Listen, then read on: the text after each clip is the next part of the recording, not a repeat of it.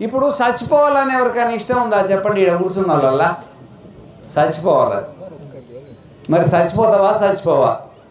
మరి ఎవరు చంపుతుండ్రు? ఎవరు చంపుతున్నారు చెప్పండి? నీకు ఇష్టం లేనివి జరుగుతున్నాయా జరుగుతలేవా?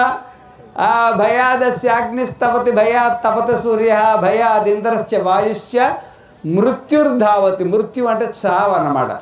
మన చేతిలో నీ చేతిలో నీ జీవితం లేదు. ఎవరికైనా ముసలోళ్ళు కావాలని ఇష్టం ఉందా చెప్పండి? నేను ముసలోళ్ళు కావాలని, నా పండ్లు ఊడిపోవాలని, ఎంటికెళ్ళి తెల్లగా కావాలని, తింటే అరగకూడదని, పండుకుంటే నిద్ర రాకూడదని ఎంతమందికి ఇష్టం ఉంది చెప్పండి? ఈడ ముసల్తనం అందరికీ ఇష్టమే ఉన్నట్టుంది. ముసల్తనము